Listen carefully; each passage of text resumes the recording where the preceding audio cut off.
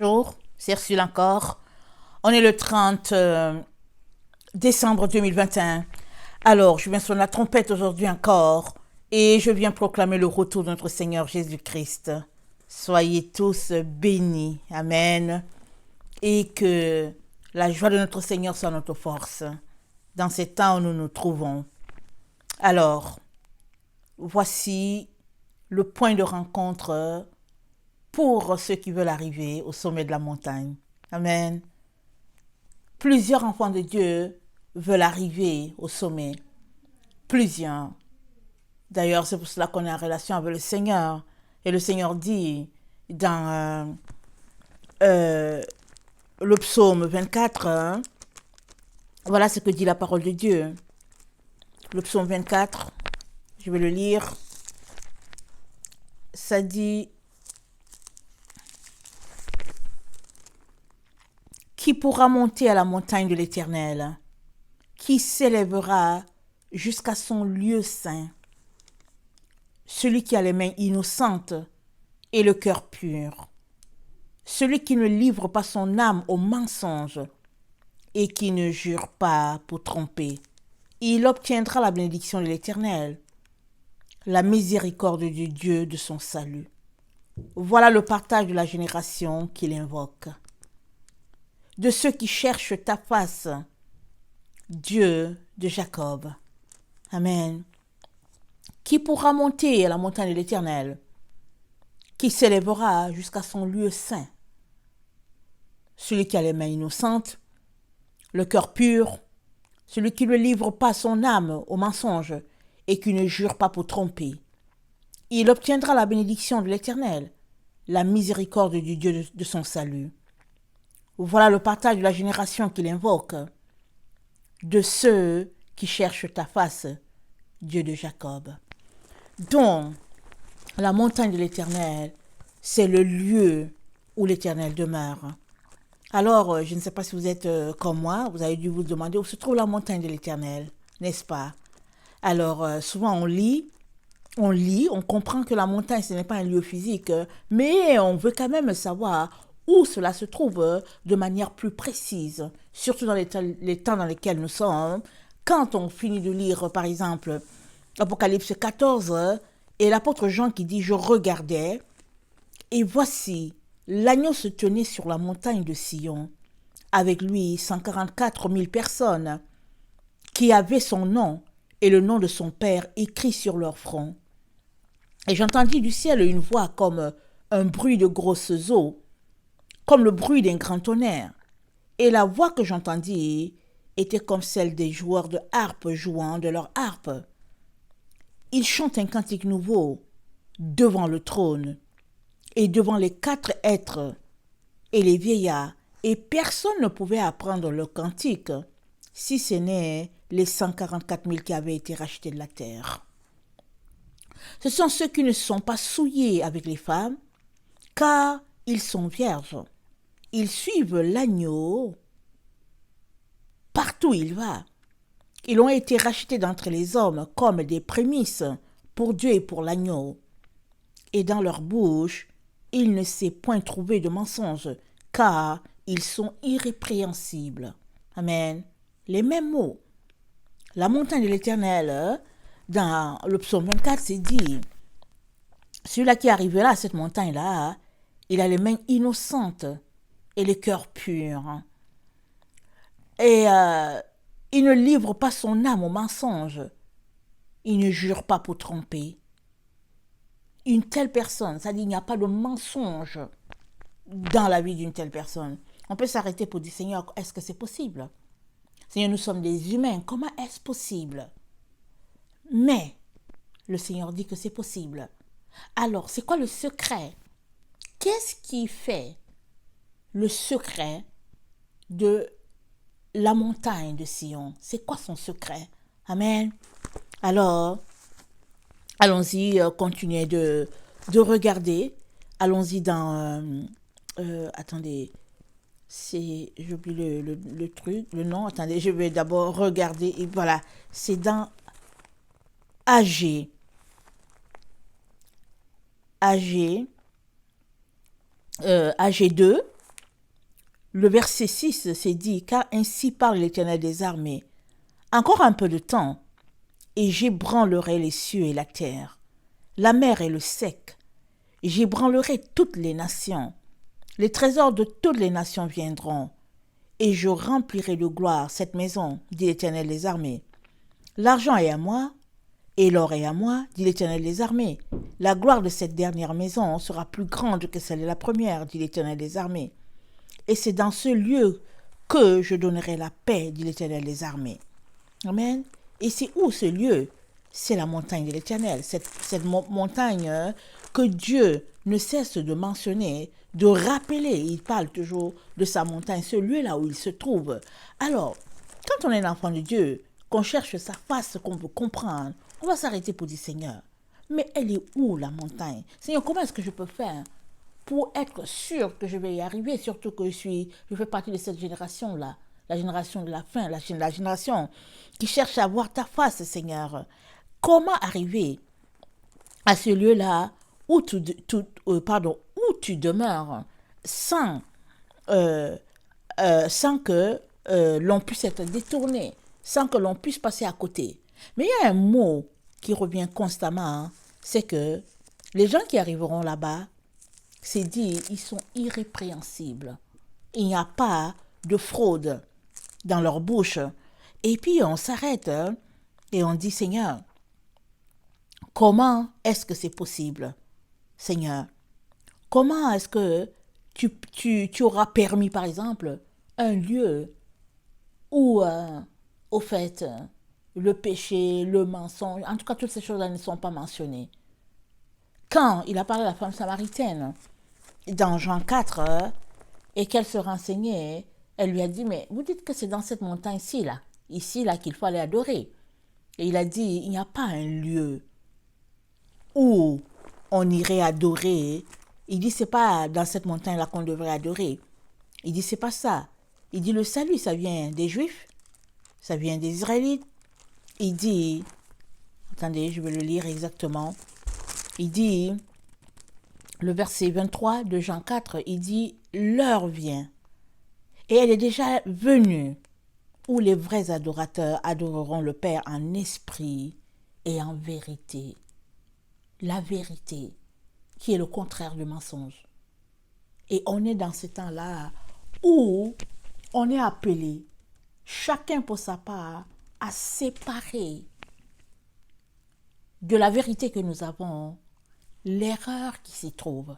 Amen. On est appelé. On doit se battre. On doit chercher. On doit fouiller. Seigneur, la doctrine que j'ai en main là, Seigneur, est-ce qu'il y a une erreur à quelque part? Seigneur, viens enlever mes écailles. Ouvre mes yeux, Seigneur, afin que je puisse voir l'erreur qui serait glissée là.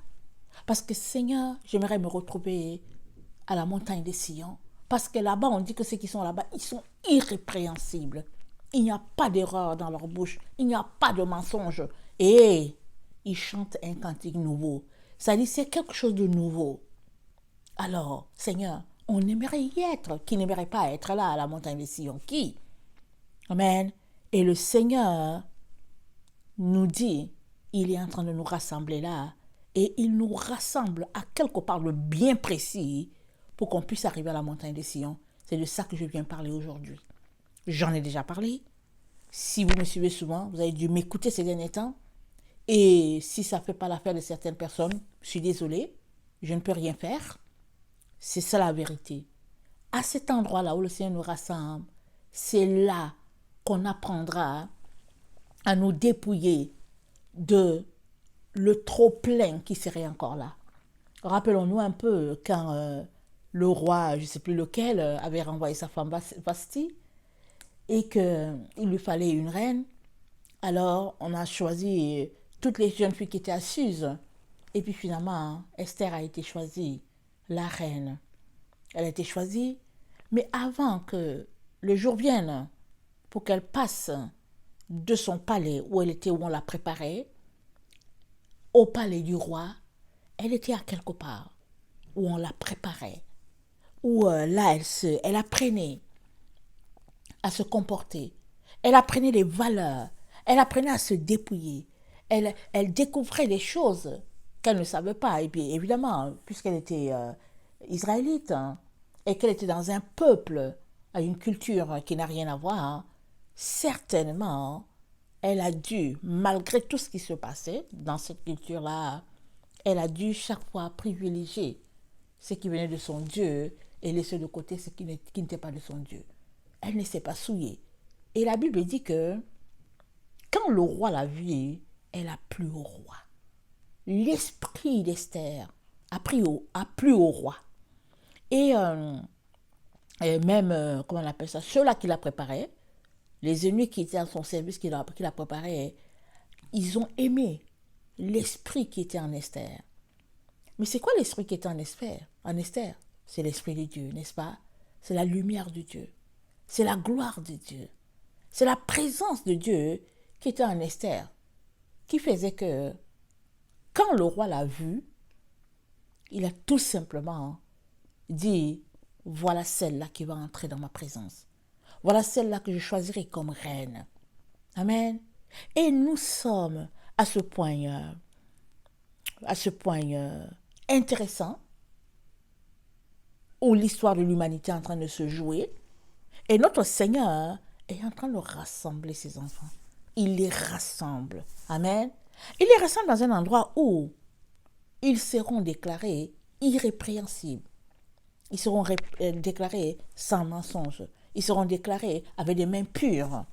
Alors on peut se dire, waouh, Seigneur, comment est-ce possible? Mais Dieu nous dit que c'est possible. Alors, allons-y regarder les Écritures. Je viens d'abord nous parler de Éphésiens 5, le verset 23. Éphésiens 5, verset 23, on connaît tout ce passage-là, surtout si on est une femme. Et les hommes ont pris ça pour faire des comparaisons, beaucoup d'ailleurs, au point où souvent même l'homme prend la place de Jésus. Mais ce passage-là, ça s'applique parfaitement. C'est un passage qui parle de l'amour de Jésus-Christ pour son épouse qui est l'Église. Alors, Éphésiens 5, le verset 23, « Car le mari est le chef de la femme, comme Christ est le chef de l'Église, qui est son corps et dont il est le sauveur. Et de même que l'Église est soumise à Christ, les femmes aussi doivent l'être à leur mari en toutes choses. » Amen, on va s'arrêter là. Christ est le chef de l'Église qui est son corps et dont il est le sauveur. C'est-à-dire l'Église, c'est le corps de Christ.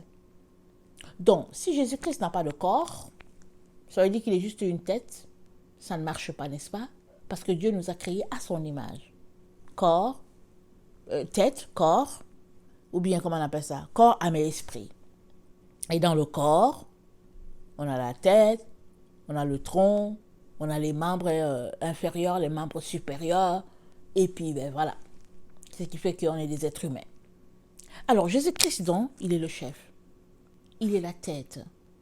Il est celui qui donne la direction. Celui qui dit comment faire. Qu'est-ce qu'il faut faire? C'est-à-dire, c'est lui, tout simplement, que nous suivons. Et il a dit, dans sa parole, si quelqu'un veut me suivre, qu'il renonce à lui-même. C'est ça qu'il a dit. C'est-à-dire, en tant que la tête, en tant que le leader, il nous dit, tu veux me suivre? Tu veux faire comme moi? Tu veux être mon disciple? Il te dit, c'est ça que tu veux. Il dit, renonce à toi-même. Il te dit, n'aie pas de volonté. Il dit, renonce. Et tu me suivras. L'autre élément, il te dit, prends ta croix. C'est-à-dire, ne te débarrasse pas de tes souffrances. Prends ta croix et suis. Viens avec tes charges. Viens avec toutes les épreuves qui sont les tiennes. Parce que tu as laissé sur Jésus. Il dit, viens avec. Parce que ces épreuves-là, que la Bible appelle croix, c'est eux qui t'aideront à être pur. Puisque tu devras te dépouiller des ténèbres pour acquérir un certain niveau de pureté. Jésus-Christ dit donc, tu renonces à toi-même, tu portes ta croix, et alors seulement, et là, tu pourras le suivre. Souvent, on veut juste le suivre, c'est tout.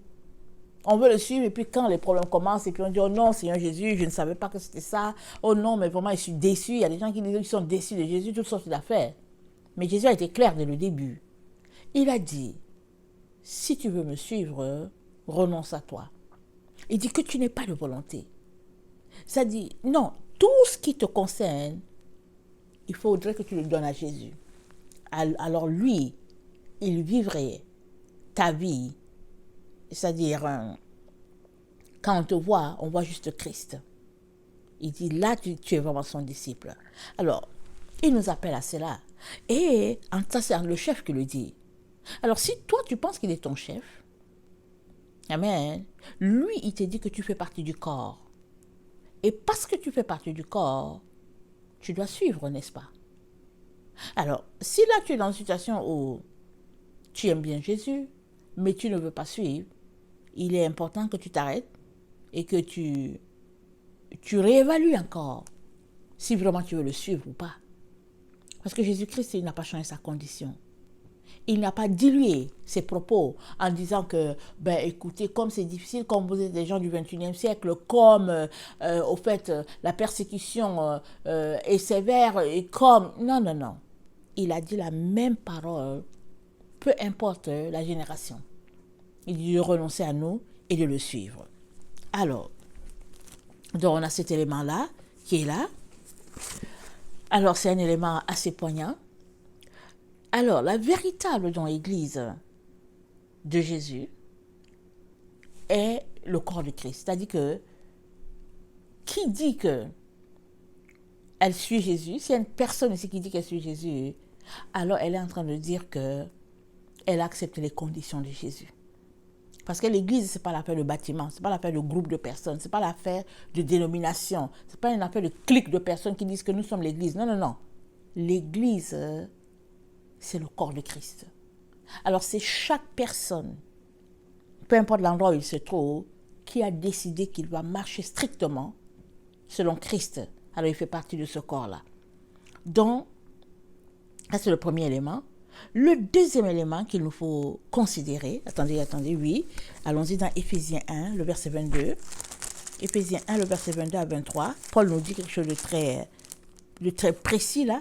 En partant, il nous dit, Éphésiens 1, il dit, il a tout mis sous ses pieds. Dieu a tout mis sous les pieds de Christ. Et il l'a donné pour chef suprême à l'Église, qui est son corps, la plénitude de celui qui remplit tout en tous.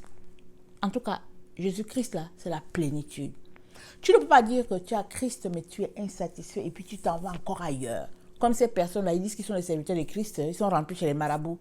Ils s'en vont dans les cimetières, ils font des incantations, et puis ils viennent les dimanches, ils font le show, ils disent qu'ils sont les serviteurs de Christ. Non, ils ne connaissent pas Christ. Parce que la Bible nous dit, si tu as Christ là, tu as tout. Tu as toute la plénitude, tu es satisfait, tu n'as pas besoin d'autre chose. Les vraies personnes qui ont rencontré Jésus là, elles sont satisfaites. Elles ne cherchent pas ailleurs. Ça dit, elles sont dans la plénitude. Et c'est ça que Paul nous dit. Il dit, Dieu a tout mis sous les pieds de Christ et Dieu l'a donné comme chef suprême de l'Église. Donc Jésus-Christ, c'est notre chef. Il est notre tête. Et étant le corps, voilà, on doit être collé à la tête. Il n'y a pas moyen que le corps gigote tout seul et puis la tête gigote tout seul. Il n'y a pas moyen. Ça, Paul est bien précis là-dessus. Il nous le dit. Ça c'est le deuxième élément qu'on a mentionné. Le troisième élément qu'on mentionne, c'est Colossiens 1. Amen. Colossiens 1, le verset 12, ça dit ceci. Colossiens 1, le verset 12, ça dit « Rendez grâce au Père qui vous a rendu capable d'avoir part à l'héritage des saints dans la lumière, qui nous a délivrés de la puissance des ténèbres et nous a transportés dans le royaume du Fils de son amour. » Amen. en qui nous avons la rédemption, la rémission des péchés. Dieu a fait tout cela. Il nous a transportés dans le royaume de son Fils. Alléluia. Son Fils, ok, il est l'image du Dieu invisible, le premier-né de toute la création. Alléluia. Jésus-Christ, c'est l'image du Dieu invisible. Et il est le premier-né. Amen. Il est le Fils aîné de toute la création. Il n'y a pas moyen que ce soit quelqu'un d'autre. Il est le premier-né. Donc, il est venu, il existait déjà. Il est venu, il est mort, il est ressuscité, celui qui est ressuscité. Et étant ressuscité, il peut aussi nous emporter avec lui. Amen. Alors, car, le verset 16, en lui ont été créées toutes les choses qui sont dans les cieux, sur la terre, les visibles, les invisibles, trône, dignité, domination, autorité, tout a été créé par lui et pour lui. Amen. Tout. Ça a été créé par notre Seigneur Jésus. Dans la terre là, dans laquelle nous vivons, Jésus-Christ l'a créé. Et ça a été créé par lui et pour lui. Et le verset 17, il est avant toute chose, et toute chose subsiste par lui. Il est la tête, écoutons bien, il est la tête de l'Église. Jésus-Christ est la tête de l'Église. Amen. L'Église. Ok? Il est le commencement, le premier-né d'entre les morts, afin d'être en tout le premier. En tout cas, Jésus-Christ est la tête. En tout, il est le premier. Il n'y a pas une autre tête. C'est Jésus-Christ la tête. Il n'y a pas une autre. Alors, si toi, tu penses que tu appartiens à Christ, tu dois savoir que tu fais partie du corps. Alors, tu dois te coller à la tête. Si tu n'es pas collé à la tête, tu n'appartiens pas à Christ. Parce que le corps ne peut pas être souillé. Parce que Jésus-Christ, c'est le premier-né, c'est la tête, c'est comme on l'a lu, Dieu a fait de lui le premier, le chef, l'autorité suprême de l'Église. Dieu a fait de Christ ça. Et voilà le verset 20. Il a voulu par lui réconcilier tout avec lui-même, tant ce qui est sur la terre que ce qui est dans les cieux, en faisant la paix par lui, par le sang de la croix. Amen.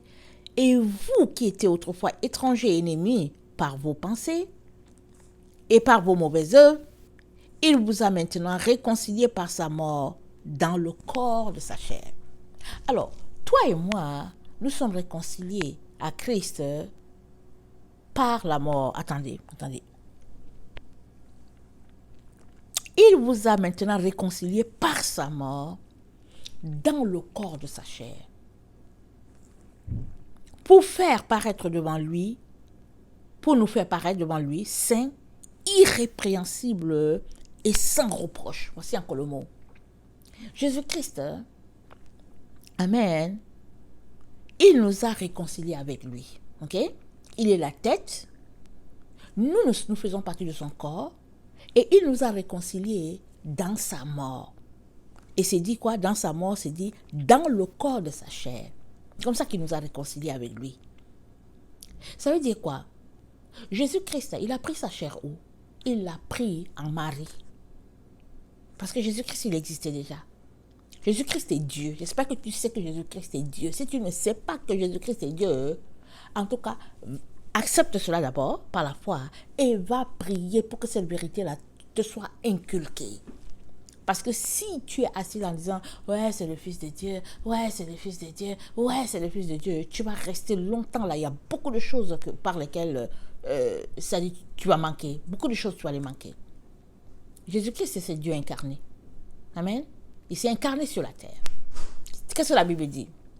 La Bible dit la lumière, c'est la véritable lumière qui brille. Et la lumière est venue chez les siens. La Bible dit il est la parole. Que la parole comme je parle, la parole est devenue chair. La parole est devenue une personne. Amen. Mais pour qu'il soit une personne là, il s'est incarné dans la chair de Marie, la Vierge Marie. C'est comme ça. Il a quitté la présence divine. Il s'est logé dans le sein d'un être humain qui est Marie. Et ça nous dit aussi que il nous a réconciliés par sa mort dans le corps de sa chair. Ça dit que ce qui nous réconcilie là, nous là, à Christ là, amen, en tant que les humains, ce qui fait qu'on est réconciliés à Christ, Amen. Par notre nature humaine, c'est dans le corps de sa chair. Et sa chair, là, il l'a tirée où? Il l'a tirée de la Vierge Marie. C'est là-bas qu'il l'a tirée. Donc, pour vous faire paraître devant lui, saint, irrépréhensible et sans reproche. Si du moins vous demeurez fondé et inébranlable dans la foi, sans vous détourner de l'espérance de l'évangile que vous avez entendu, qui vous a été prêché à toute créature sous le ciel et dont moi, Paul, j'ai été fait ministre. Si tu ne te détournes pas, il dit, si du moins vous demeurez fondé et inébranlable dans la foi, sans vous détourner de l'espérance de l'évangile. Il y a un évangile qui a été prêché. Amen. Jésus-Christ l'a prêché, il l'a enseigné, il l'a transmis à ses apôtres, il leur a dit de continuer d'enseigner. Il est parti, le ministère n'est pas tombé pour autant. Ils ont continué d'enseigner ce qui leur a été enseigné sans se détourner. Amen. Sans se détourner. Si bien que c'est arrivé aussi à nous sans qu'on se détourne. Maintenant, il y a eu beaucoup d'égarements, il y a beaucoup d'erreurs qui sont glissées, beaucoup. Mais les apôtres, ils ont tout fait pour que la vérité parvienne jusqu'à nous. Et Jésus-Christ a dit quoi? Il a dit, quand le Fils de l'homme viendra, trouvera-t-il la foi sur la terre? Pourquoi? Parce que dans les temps dans lesquels nous sommes, en tout cas, il y a eu beaucoup de choses qui ont été mitigées, souvent exprès, souvent pas exprès, vraiment de manière à nous détourner. Parce que le mensonge, que ce soit un mensonge ou que ce soit 1000 mensonges, c'est mensonge. C'est-à-dire, la tâche est déjà là. Et Paul nous dit que, il dit, Jésus-Christ nous a réconciliés dans le corps de sa chair pour que nous soyons saints, irrépréhensibles devant, sans reproche, si du moins nous demeurons dans la vérité. Si du moins nous restons là, ancrés dans la vérité. Et c'est quoi la vérité qu'il est en train de nous dire aujourd'hui? Il est en train de nous rassembler, amen, sur le même point où il avait rassemblé les apôtres. Il les avait rassemblés à un point précis. Et Jésus-Christ revient là-dessus. Il nous rassemble tous à un point précis. Tous les enfants de Dieu qui sont là de ce temps où nous sommes, qui disent qu'ils veulent arriver au mont Sion, à la montagne de Sion. Tous les enfants de Dieu qui sont là, qui disent qu'ils attendent Jésus, Jésus-Christ nous rassemble à un point. Amen. C'est comme des gens qui s'en vont en excursion. Alors, ils ne vont pas tous en débandade là, en disant on s'en va en excursion. Non, regardez. Les gens qui s'en vont en excursion, souvent, ils s'organisent, ils prennent un bus, tout le monde est dans le bus. Et quand ils arrivent, supposez qu'ils arrivent à ce point-là, où il y a 4, 5 bus qui viennent de différents horizons. Alors, ils veulent aller à la montagne. Il y a le responsable qui est là, qui les rassemble à cet endroit-là. Il faut qu'on leur donne les instructions. On va leur dire, voici votre guide. On va leur dire, par exemple, voilà comment vous devez faire. Et puis, il ne faut pas monter à telle température. Hein. Il faut être habillé comme ça. Il faut être ceci. Et puis même, si tu n'es pas bien équipé, tu peux louer des trucs là où ils sont. Tu peux en acheter. C'est-à-dire que toute l'instruction, on donne ça aux gens avant qu'ils puissent grimper la montagne. Et Dieu est en train de nous parler ici, là. Si vous regardez bien, amen, en tant qu'enfant de Dieu, qui aime Jésus-Christ, regardons. Il y a plusieurs dénominations sur la terre, c'est incroyable. Il y en a évidemment qui sont juste des plaisantins. Ils sont remplis de maraboutage, de sorcellerie et tout, et puis ils perdent le temps aux gens vraiment aveuglés. Il y a des gens qui sont là, ils voyagent pour aller écouter tel prophète. Ils sont tous des prophètes. Si vous avez constaté, ils sont tous des prophètes. Les gens prennent leur bus, ils voyagent pour aller écouter tel prophète, et puis ceci, cela et cela. Il y a ce groupe-là qui est vraiment perdu. Et tu peux t'arrêter pour dire, mais qu'est-ce qui fait qu'ils ne s'arrêtent pas pour lire la Bible? C'est quoi? Mais bon, c'est l'illusion dans laquelle le monde se retrouve, n'est-ce pas? C'est dommage. Et prions pour ces gens-là. Si on connaît les gens, prions tout simplement. Maintenant, il y en a qui ne sont pas dans toutes ces choses-là, mais qui sont dans leur dénomination. Oh, je suis baptiste. Oh, je suis pentecôtiste. Oh, je suis de l'Alliance. Oh, je suis des frères. Oh, moi, je ne vais nulle part. Et puis, chacun est dispersé. Tous, nous attendons que Jésus-Christ vienne nous prendre pour nous emporter. Nous attendons l'enlèvement. Nous attendons vraiment d'être regroupés avec ceux-là qui nous ont précédés, avec d'abord notre Seigneur et puis avec les amis de l'époux. On s'attend d'être réconciliés avec eux. Mais si on prend l'histoire de l'Église, ils avaient une même foi. Ils avaient un même sauveur. Ils étaient unis. Amen. Ils étaient unis, ils n'étaient pas divisés.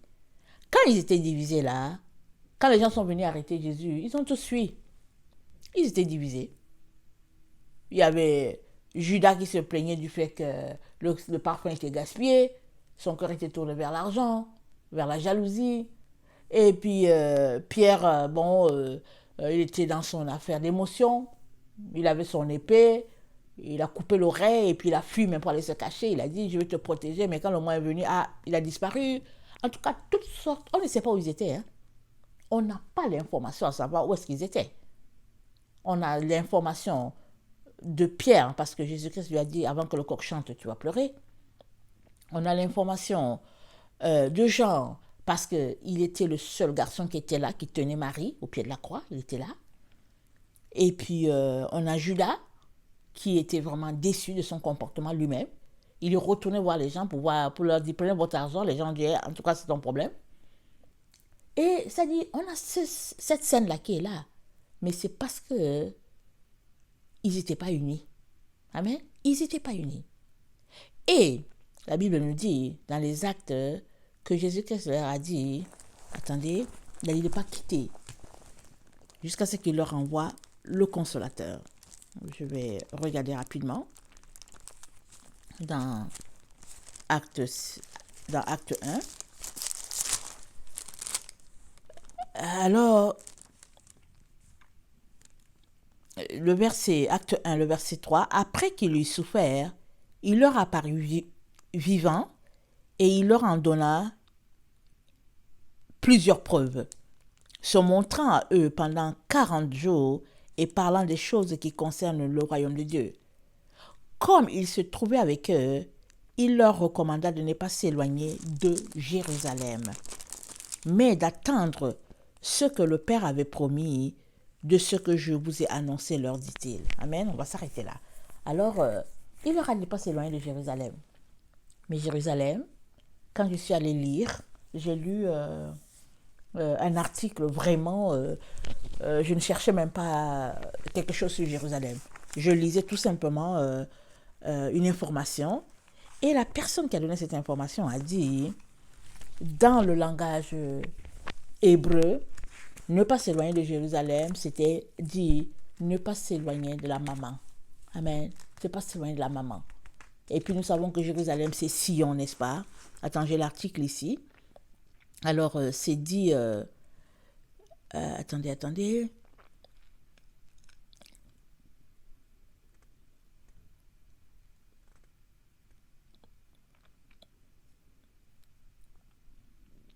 C'est ça. Ça dit... Excusez, j'étais en train de lire rapidement en anglais là. Alors, ne pas s'éloigner de Jérusalem, dans leur langue, c'était dit, ça dit, ils comprenaient qu'il ne faut pas s'éloigner de la maman. C'est comme la poule et ses poussins. Il ne faut pas s'éloigner, il ne faut pas aller loin, il ne faut pas que les enfants aillent loin.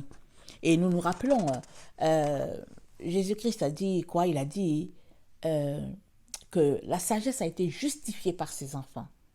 Donc, dans leur langue, amen, quand il leur disait de ne pas s'éloigner de Jérusalem et d'attendre ce qu'il leur a promis, il était en train de leur dire, restez autour de l'endroit où je vous ai regroupés. Restez là. Alors nous, on comprend Jérusalem, la ville, mais quand on va dans les détails, ils étaient tous attroupés autour de Marie. Ils étaient là. Ils étaient là. D'ailleurs, si les disciples étaient au pied de la croix, Jésus aurait dit aux disciples, voici votre maman. Mais la seule personne qui était là, c'était Jean. Alors Jésus-Christ a dit, voici ta mère. Et il a dit à Marie, voici ton fils. Et l'histoire rapporte que quand le moment est venu pour Marie de rentrer à la maison, c'est le Saint-Esprit qui a averti chacun des apôtres à l'endroit où ils étaient. Ils se sont tous regroupés en direction de l'endroit où Marie habitait, avec Jean, là-bas en Turquie. Tout le monde se dirigeait en direction de la Turquie, de Éphèse. Et quand ils se sont retrouvés, alors ils se posaient la question pour savoir, mais comment chacun dit le Saint-Esprit, je faisais ceci, le Saint-Esprit m'a dit ceci, je faisais cela, le Saint-Esprit m'a dit ceci. Donc le Saint-Esprit, tous leur a dit, votre maman rentre à la maison. Allez-y, lui dire au revoir. Ils sont tous ramassés à cet endroit-là. Amen. Et j'ai pu lire un article il y a quelque temps que pendant que le Saint-Esprit était descendu, amen, on dit ce jour-là, le Saint-Esprit est descendu, et ils étaient tous regroupés. Marie était là en train de prier. Parce que, écoutez, avec tout ce qui s'est passé, c'était Jésus, c'était les disciples de Jésus. Jésus les enseignait.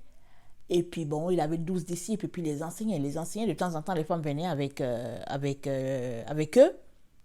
Et puis, elles pourvoyaient avec les moyens financiers qu'elles avaient. Et là, subitement, plus de Jésus. Jésus avait fini. Jésus était parti. Et ils étaient vraiment, vraiment perdus. Et là, ils se sont tournés pour poser des questions, pour savoir comment faire. Parce que, écoutez, il n'y avait pas encore le Saint-Esprit qui était là. Alors, on convient que ce n'est pas facile de faire l'œuvre de Dieu sans la présence du Saint-Esprit. Alors, ils étaient tous là, attroupés autour de Jérusalem. On veut dire de Sion. Jérusalem, c'est le symbole de la mer. Rappelons-nous, Jésus-Christ, qu'est-ce qu'il a dit? Il a dit, attendez, je ne sais pas si je vais trouver le passage. Je vais aller dans Luc 2, ok? Je ne sais pas si je vais le trouver, si c'est là. Luc 12, je veux dire. Attendez, non, je ne l'ai pas trouvé. Attendez, je vais regarder encore.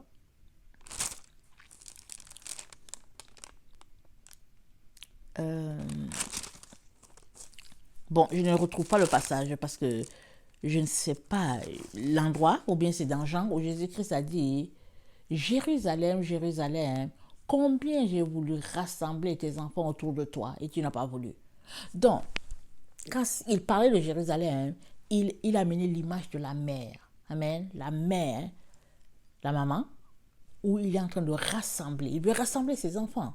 Amen. Et Jérusalem n'a pas voulu.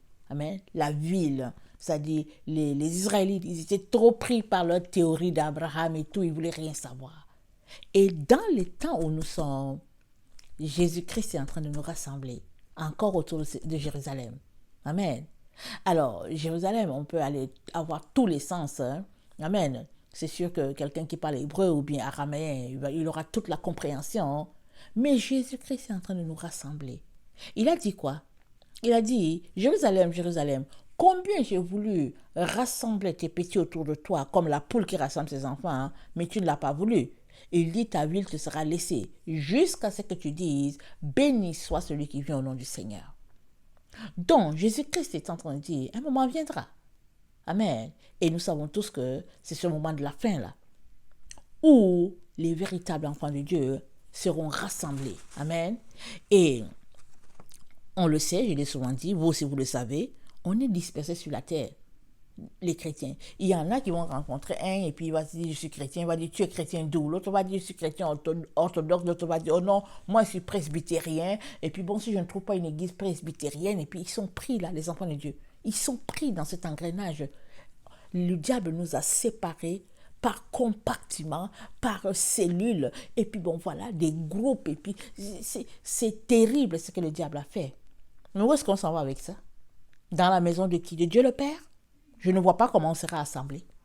Divisés, balkanisés, ça n'est pas des petits groupes par-ci. Et même quand les gens même sont dans une même dénomination, là-dedans, il y en a ceux qui sont riches et puis les autres qui sont pauvres, et puis toutes sortes d'histoires. Et Jésus-Christ ne veut pas cela. Du tout, du tout. Et il nous rassemble à un lieu. Et le lieu de notre rassemblement, c'est le sein de la Vierge Marie. Je ne le redirai pas assez. Amen. Je ne le redirai pas assez parce que le Seigneur m'a dit, ne retiens plus. Il ne faut pas retenir. Il faut que ça sorte. Alors, je viens parler ce que le Seigneur me demande de dire.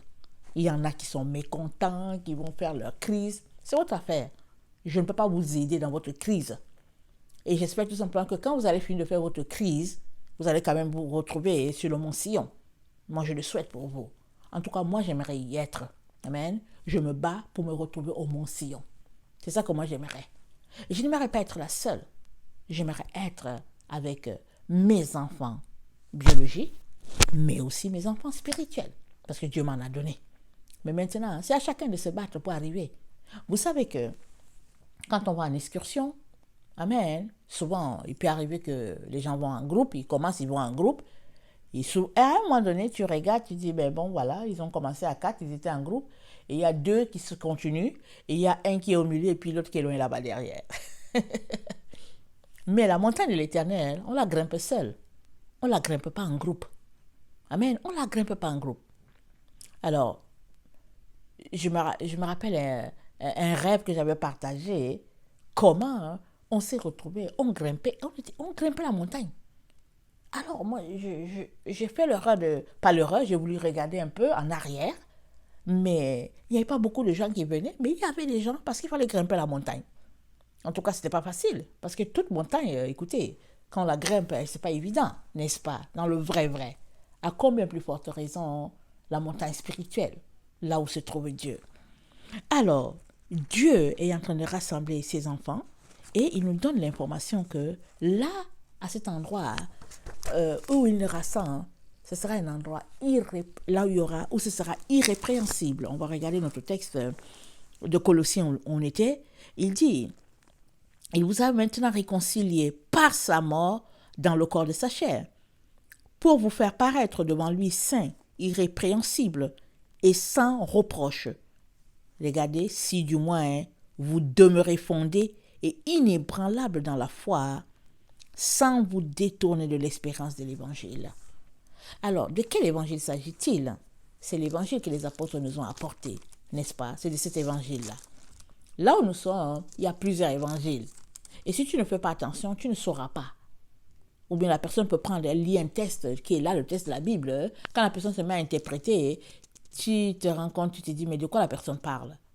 Alors, plusieurs se servent de la parole de Dieu, mais ils l'interprètent à leur manière. Mais Paul nous dit que si du moins nous demeurons inébranlables par rapport à l'évangile qui nous a été enseigné. Et c'est quoi cet évangile-là? Dans Éphésiens 2, le verset 20, Paul nous rappelle, il dit, vous avez été édifiés sur le fondement des apôtres. Toi et moi avons été édifiés sur le fondement des apôtres, pas sur un autre fondement. Donc, nous avons été édifiés sur le fondement des apôtres et des prophètes, et Jésus-Christ lui-même est la pierre angulaire. C'est ça que Paul nous dit. La pierre dont il est question, parce que quand on bâtit toujours sur une pierre, il faut un fondement, n'est-ce pas? Il faut un espace, il faut un endroit, il faut bâtir. Et Pierre nous dit, et Paul nous dit que Jésus-Christ, là, il est cette pierre-là où il faut bâtir. Amen. Et si on lit, je pense que c'est 1 Pierre. Attendez, je vais me retrouver un peu. 1 Pierre 2, le verset 5, ça nous dit, et vous-même, comme des pierres vivantes, édifiez-vous pour former une maison spirituelle, un saint sacerdoce, afin d'offrir des victimes spirituelles agréables à Dieu par Jésus-Christ. Donc, Jésus-Christ, il est la pierre sur laquelle nous bâtissons, et nous sommes chacune une pierre à l'exemple de notre Seigneur Jésus. Donc, on bâtit par rapport à ce qui a déjà été établi. Alors, c'est un fondement des apôtres et celui des prophètes. C'est ça qui est dit. Et Paul nous dit, attendez, il nous dit, attendez, Éphésiens 4, le verset 16, il dit, c'est de lui, c'est-à-dire de Jésus, et grâce à tous les liens de son assistance, que tout le corps bien coordonné, formant un solide assemblage, tire son accroissement selon la force qui convient à chacune de ses parties et s'édifie lui-même dans la charité. Donc, il nous dit, attendez, je vais lire le verset 15 quand même, de Éphésiens 4, il dit, mais que, professant la vérité dans la charité, nous croissions à tous égards en celui qui est le chef, Christ.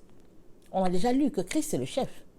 On a déjà lu dans Colossiens 1 comment Dieu a fait de lui la tête. Et nous sommes le corps. Alors, et Paul nous rappelle dans Éphésiens que c'est de lui, c'est-à-dire de Jésus, et grâce à tous les liens, tout ce que Jésus-Christ a établi là, c'est grâce à tout cela, et puis à l'assistance de notre Seigneur, et tout ça, que tout le corps c'est qui? C'est toi, c'est moi, c'est elle, et tout. Tous ceux-là qui ont accepté de marcher selon Jésus-Christ, il dit tout l'édifice, il dit tout le corps est bien coordonné, et il forme un solide assemblage, et le corps grandit. Donc, si tu ne fais pas partie de ce corps-là, tu ne peux pas grandir.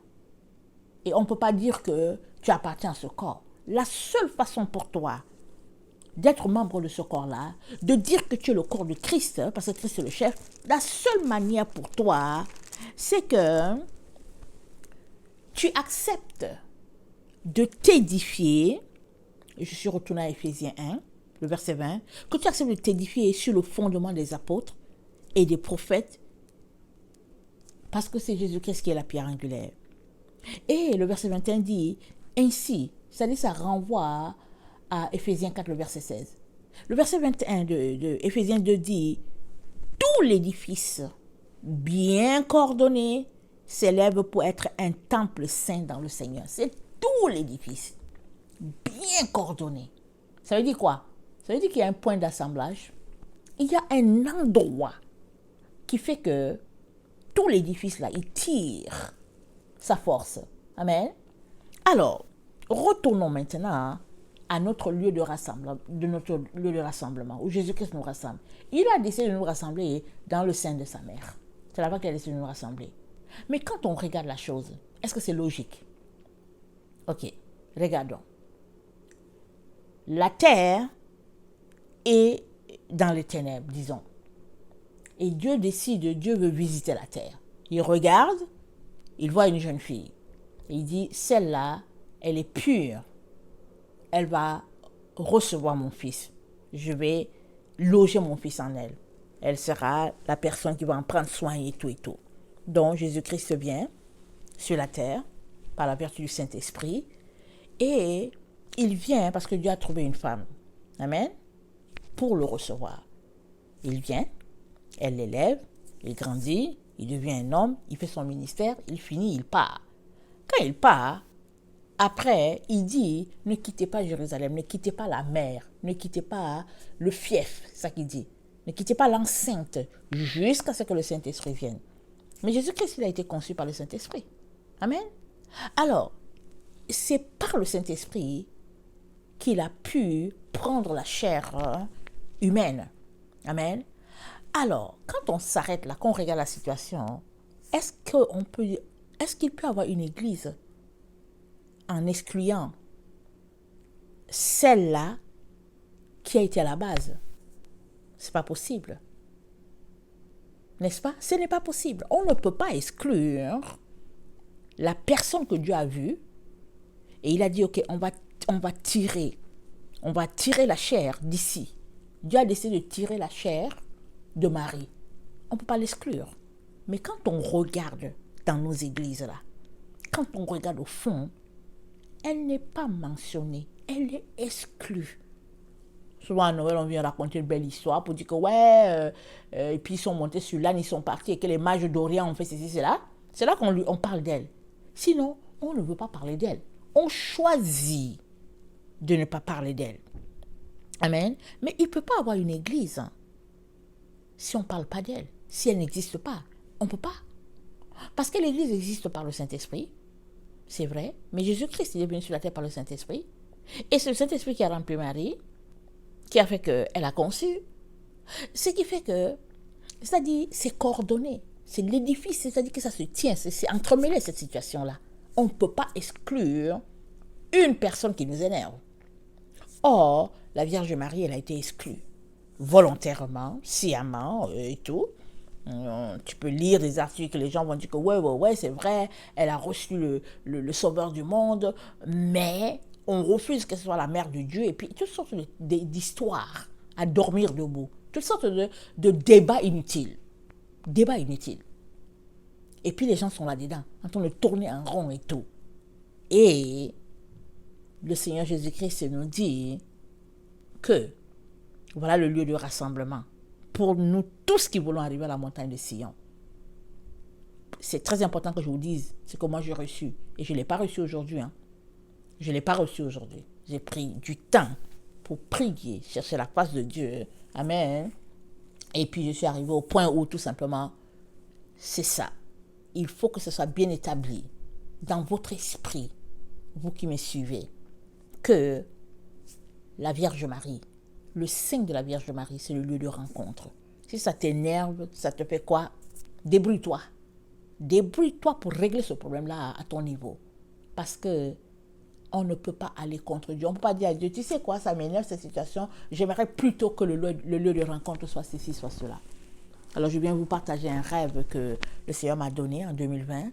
Alors, on était évidemment dans les préparatifs, puisque le Seigneur m'avait dit, apprête tes passeports avec ceux des enfants et tout, donc j'ai tout apprêté et tout. Et je cherchais toute la face de Dieu pour savoir, mais Seigneur, on part où? On était excités à l'idée qu'on allait quitter, on allait partir et tout. Et puis, finalement, le Seigneur m'a dit, je parle du passeport spirituel. Je parle du passeport la vérité. Le Seigneur m'a dit, tu ne peux pas arriver dans ma présence si tu n'as pas la vérité à tous les niveaux. Il dit le passeport la vérité. Et il m'a dit du même coup qu'il était très très important, amen, que j'enlève, que je sépare la vérité de l'erreur dans tout ce que je connais, tout ce que j'ai reçu comme enseignement. C'est-à-dire, peu importe, il est très important que je sépare l'erreur de toutes les vérités que j'ai déjà reçues. Et ça, c'est pour tout un chacun. Alors, j'étais là-dedans quand il me dit, non, le passeport pour le ciel. Il m'a dit, je parle du passeport, mais il a d'abord fallu que je passe le passeport physique pour qu'il me dise que non, c'est le passeport spirituel. Donc, dans tout ça, je savais qu'il y avait quelque chose qui venait, mais je ne savais pas c'était quoi. Il m'a juste dit, tu ne vas pas reconnaître ton pays, et puis la terre sera changée, et toutes sortes d'histoires qui me disaient, qui me parlaient, me présentaient, mais il ne me disait pas exactement c'était quoi. Jusqu'à ce que quand l'histoire du Covid a sonné, là j'ai compris, j'ai dit, ok, waouh, c'est gros cette histoire. Et dans ce temps-là où la Covid a sonné, donc, il m'a donné un rêve. Dans le rêve, alors on était dans une vanne. Une vanne. En tout cas, on était dans une voiture. Amen, une grosse voiture. On était dedans. J'étais avec certaines personnes que je connaissais. Et il nous a fait partie. Puisque je cherchais l'endroit où il fallait qu'on aille. J'étais là, je me disais, Seigneur, mais où est-ce qu'on va se réfugier? Mais comment on va faire? Parce que d'ici là que tu viennes, on savait qu'il fallait qu'on se réfugie quelque part. D'ici là que Jésus vienne nous chercher. Alors, pour me montrer que de quoi il me parlait, dans le rêve, je suis partie de Montréal. Moi, je ne vis pas à Montréal. Ok? Je ne vis pas à Montréal.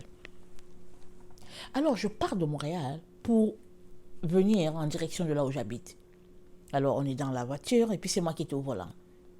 Je conduisais et dans la voiture, on pouvait sentir notre respiration parce que chacun se demandait où est-ce qu'on s'en va, comment on va faire et tout, on était là. On a traversé une zone, vraiment un tunnel assez sombre et on a traversé et tout était noir et on était là-dedans et puis parce que personne ne savait où il fallait aller, c'est comme on était dans la confusion, on cherchait, mais où la direction. Subitement, on sort de ce tunnel-là et je vois la montagne. la montagne de l'Éternel. Je la vois, d'abord je l'ai vue un peu comme un peu loin, c'était comme un peu gris. Et après on s'est dit, hé, la montagne, on était tellement contents, on voyait la montagne parce qu'on partait pour la montagne de l'Éternel. Et là, plus je roulais, plus la montagne était proche et puis on ne voyait presque plus le sommet. Vous savez que la montagne, quand elle est loin, on voit le sommet. Mais quand on est proche, là, on ne voit presque pas le sommet. Alors à un moment donné, on arrive et on était au pied de la montagne. Là, on arrive, il y avait une auberge qui est là. Tout le monde descendait à cette auberge-là. Tout le monde. Il n'y avait pas quelqu'un qui pouvait continuer. Alors moi, je voulais continuer pour aller à la montagne, mais tout le monde devait descendre. Amen. Et puis, j'ai demandé, mais où est-ce que je devais garer la voiture? On m'a montré l'endroit où je devais garer la voiture, mais tout le monde descendait. On avait nos bagages.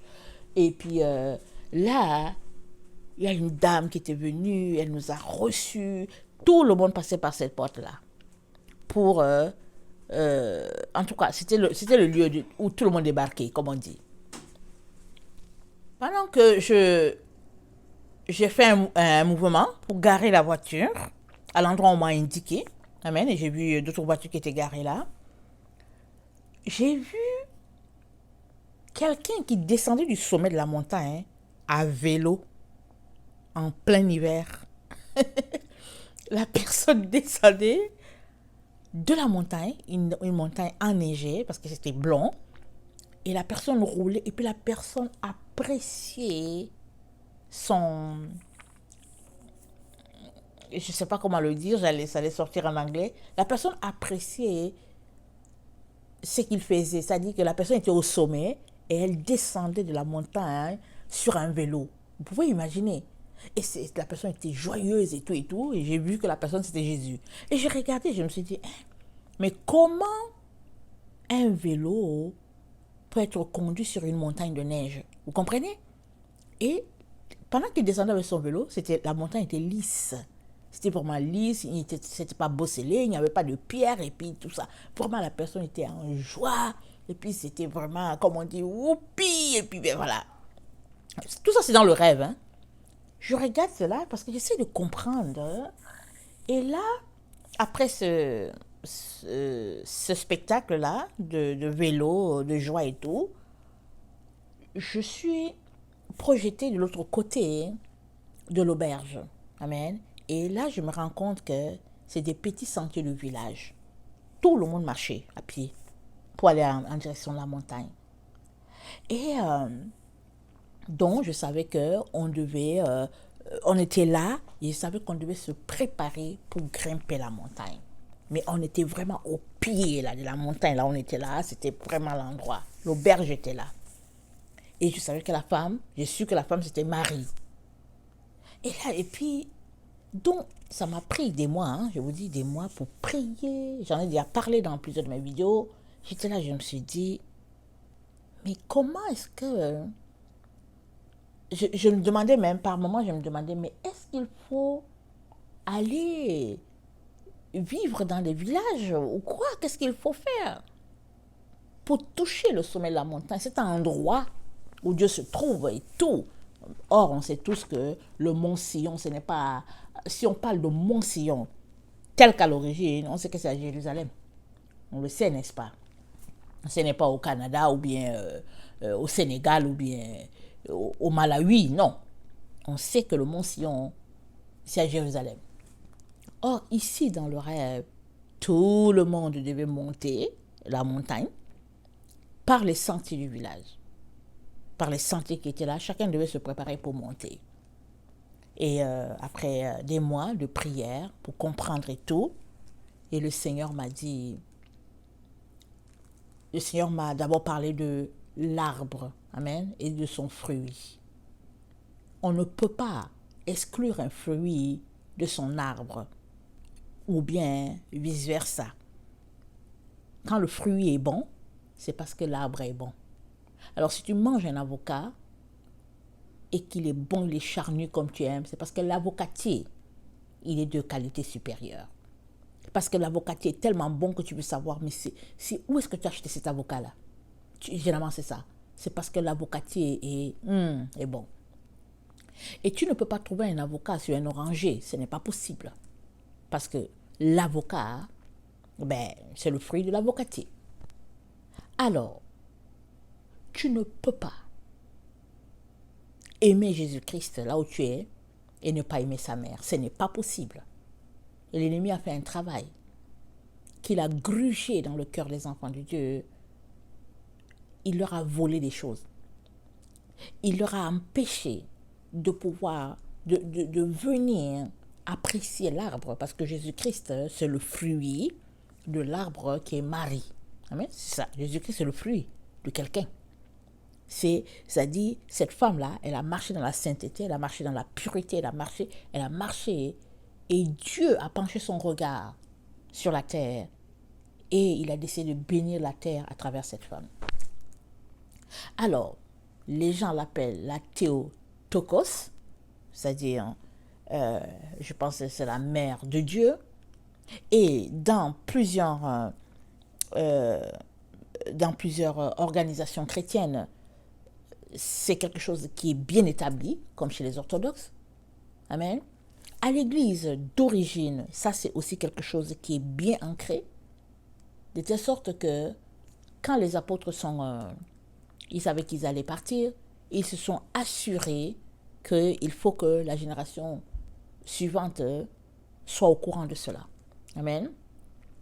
Mais comme l'Église a été séparée au IVe siècle de l'Église mère, parce qu'on nous a déconnectés de notre mère, amen, l'Église est née à Antioche, ils disent que c'est là non, elle n'est pas née à Antioche, on dit que c'est à Antioche qu'on les a appelés la première fois les chrétiens, hein, mais l'Église est née à Jérusalem. Le Saint-Esprit est descendu à Jérusalem. Jésus leur a dit, ne vous éloignez pas de Jérusalem.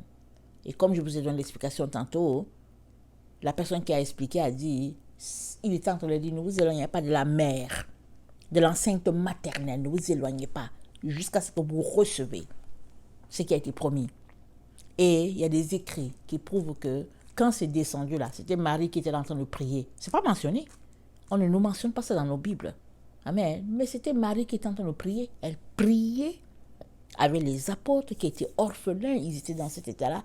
Elle leur apprenait à prier, à confesser les péchés et tout et tout. Elle était là avec eux quand le Saint-Esprit est descendu. Alors, donc c'est quelque chose qui nous a été enlevé. Si bien que on évolue, on se dit, bon, on n'a pas besoin d'elle. Il y a des gens qui disent, on n'a pas besoin d'elle. Il y a d'autres qui disent, on n'a pas besoin du Saint-Esprit. Il y a les autres qui disent que, ouais, elle est une femme comme tous les autres. Chacun raconte ce qu'il veut. Mais là où on est là, ici, là, il faut que tu saches une chose, toi qui m'écoutes là. Il faut que tu le saches. Il est très important que tu puisses séparer l'erreur dans ta vérité à toi. Il est très important que tu regardes la vérité qui est devant toi là. Que tu vérifies ça bien. Et dedans, assure-toi qu'il n'y a pas une erreur dedans. Et s'il y a l'erreur, il faut que tu l'enlèves, cette erreur-là. Et si l'erreur dans laquelle tu es, c'est par rapport à la Vierge Marie, alors je peux te dire, organise-toi pour l'arranger, ton erreur. Organise-toi pour aller devant Dieu, pour que Dieu puisse t'aider. Parce que ce n'est pas possible que tu puisses te retrouver à la montagne de Sion tout en détestant une personne, tout en l'ignorant. Ce n'est pas possible parce que tu n'es pas dans la vérité. Dans Apocalypse 14, voilà ce qui est dit. C'est dit, je vais relire. Je regardais, et voici l'agneau se tenait sur la montagne de Sion. Et avec lui 144 000 personnes qui avaient son nom et le nom de son père écrit sur leur front. J'entendis du ciel une voix comme le bruit de grosses eaux, comme le bruit d'un grand tonnerre. Et la voix que j'entendis était comme celle de joueurs de harpe jouant de leur harpe. Et ils chantent un cantique nouveau devant le trône et devant les 4 êtres vivants et les vieillards, et personne ne pouvait apprendre le cantique. Si ce n'est les 144 000 qui avaient été rachetés de la terre. Ce sont ceux qui ne se sont pas souillés avec les femmes, car ils sont vierges. Ils suivent l'agneau partout où il va. Ils ont été rachetés d'entre les hommes comme des prémices pour Dieu et pour l'agneau. Et dans leur bouche, écoutez bien, dans leur bouche, il ne s'est point trouvé de mensonge, car ils sont irrépréhensibles. Il n'y a pas de mensonge dans leur bouche. Et si on lit dans Apocalypse 12, le verset 11 nous dit, ils l'ont vaincu à cause du sang de l'agneau et à cause de la parole de leur témoignage. Ils n'ont pas aimé leur vie jusqu'à craindre la mort. À cause de la parole de quoi? De leur témoignage. Le témoignage, tu témoignes par ta bouche. Amen. À cause de leur parole. Ça veut dire que c'est un groupe là qui a décidé de régler ce qui doit être réglé. Amen.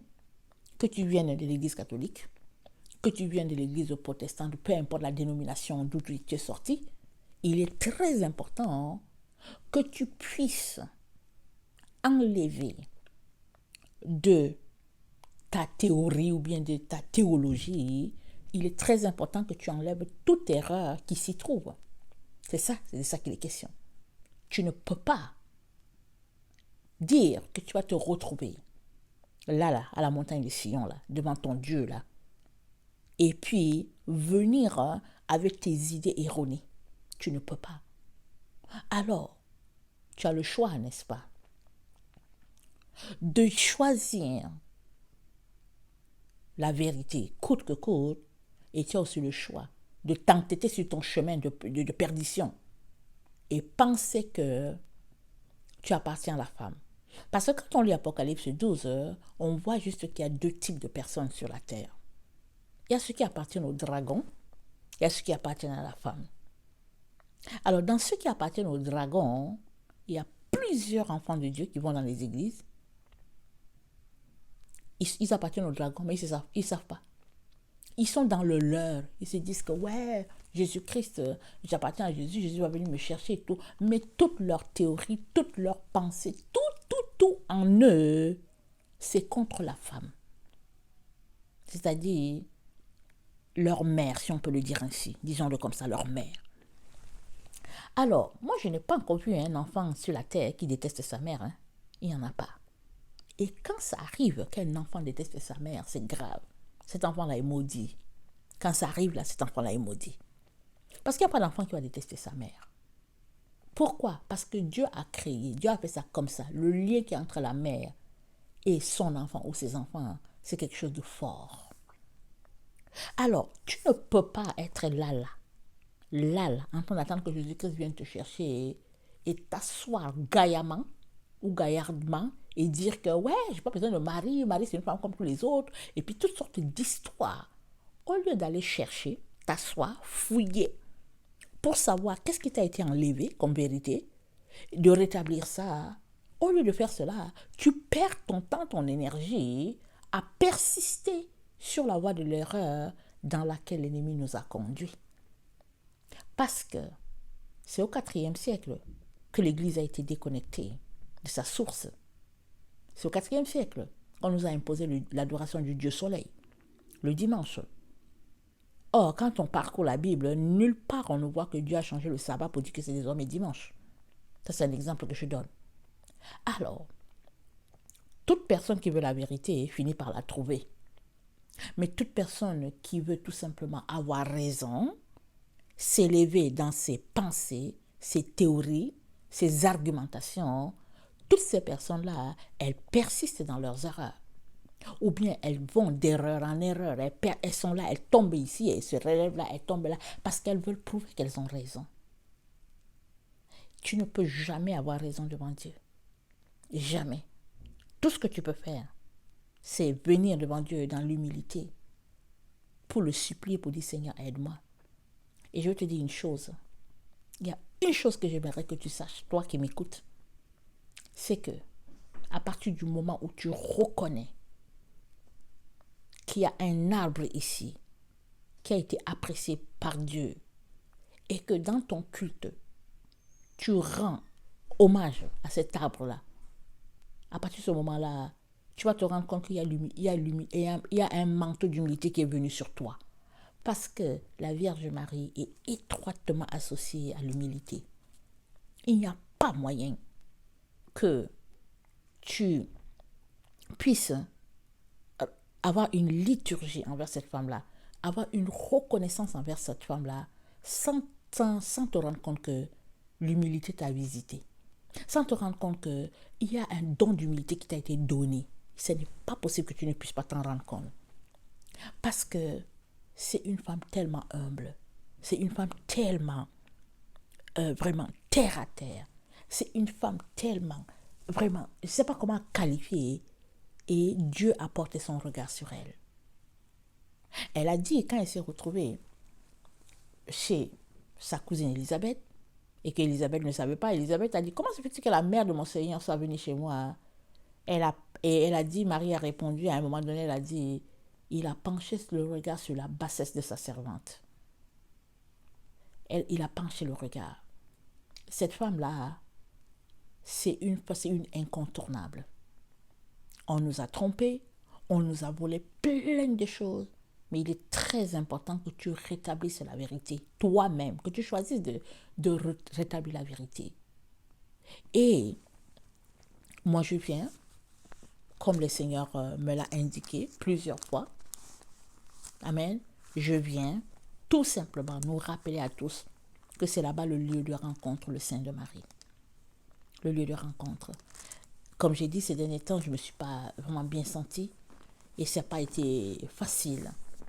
Mais Dieu est tellement bon, amen, qu'il m'a donné, amen, de persister dans le temps que je prenais avec lui. Et il est venu, il m'a donné une parole vraiment poignante, amen, par rapport à ce qu'il m'enseignait concernant la Vierge Marie, qui est la mère de notre Seigneur. Et là, c'est-à-dire, il m'a donné cette parole et c'est comme, en me donnant en même temps la parole, en même temps la parole m'a boosté, quoi. C'était comme une dose d'énergie qu'il me donnait pour me dire, tu ne peux plus continuer de retenir. Il faut que ce soit su. Il faut que ça sorte. Alors je suis là, je l'ai déjà. Si ces derniers temps tu as écouté mes vidéos, tu vas toujours entendre parler de ça. Tu vas dire que bon, elle nous fatigue, Ursule. Tout ça. Mais c'est le message qu'il faut que l'humanité sache. Ceux-là qui ont été trompés et tronqués, là, ceux-là, il faut qu'on sache. Alors, je suis sûre que, tout comme moi, tu aimerais arriver sur la montagne de Sion. Amen. Alors, Dieu a pourvu pour que nous puissions vraiment y arriver. Parce que la montagne, le seul lieu là où se trouve Dieu, amen, ça demande beaucoup d'humilité pour pouvoir y arriver.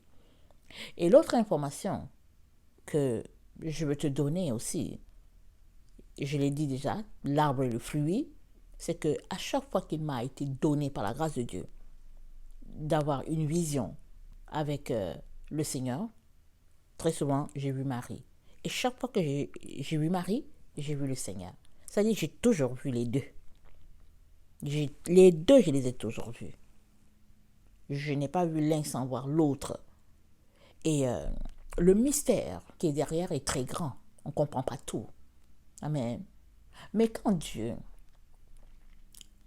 veut ramener la vérité dans ton cœur, il n'arrête pas de te marteler certains points qu'il est important que tu saisisses. Et on est dans le temps où tout mensonge sera réprimé. On est vraiment dans le temps où ceux qui cherchent la vérité, qui marchent dans la vérité, vont pouvoir s'en sortir. Et ceux qui aiment le mensonge seront enrobés d'injustice et ils vont s'égarer. C'est-à-dire, il y a un bon nombre d'enfants de Dieu qui vont être séparés à tout jamais de Dieu, la Bible sous les aisselles, les cantiques sur la bouche. Ils seront en train de chanter, en train de faire tout ce qu'ils sont en train de faire pour le Seigneur, mais ils seront quand même séparés de Dieu. Et quand le Seigneur leur donnera, par exemple, de passer en revue ce qui s'est passé, ce sera peut-être qu'ils ont persisté dans leur voie d'erreur, ils ont persisté dans le mensonge, et ils sont restés dedans, pour dire, oh non, voilà, et puis toutes sortes d'histoires. Alors, tu ne seras pas forcé d'arriver sur la montagne de Sion. Arrive à la montagne de Sion la personne qui veut. Amen. La Bible nous dit qu'il y a 144 000 qui sont vus là-bas. Amen. C'est pas Jésus qui les a garrochés là-bas. Non. Ils ont travaillé sur eux-mêmes. Ils ont accepté de séparer la vérité de l'erreur, c'est-à-dire leur vérité. Ils ont accepté. Ils ont accepté de chercher. Amen. Et quand tu cherches, Jésus-Christ a dit quoi? Il dit tu vas trouver. Il dit si tu frappes, il va ouvrir. Il dit si tu demandes, il va te donner. Mais mets-toi à le faire. Écarte l'orgueil de ta vie. Sépare-toi de ces choses-là où tu penses que tu as raison. Sépare-toi de cela. Sépare-toi de ces enseignements-là. Sépare-toi de ton blocus. Qu'est-ce qui te bloque? Sépare-toi. Va chercher la vérité. Parce que seuls ceux-là qui marchent par la vérité et qui la cherchent seront affranchis. Les autres, ils vont juste s'enliser. Ils vont s'enliser. Très, très important, mes chers frères et chères sœurs. Alors, le chemin, le point de rencontre pour la montagne de l'Éternel, le mont Sion, c'est le sein de Marie. C'est le sein de Marie, il faut que je te le rappelle. Je te le rappelle. Tu ne veux pas? Ben, tu t'organiseras. Mais tu as besoin de t'humilier. Tu as besoin de venir devant ce Dieu-là pour implorer sa clémence, pour qu'il t'aide à voir la vérité. Que le Seigneur bénisse sa parole. Je vous aime beaucoup et Dieu davantage. Maranatha, Jésus revient. Amen et Amen. Soyez bénis. Alléluia.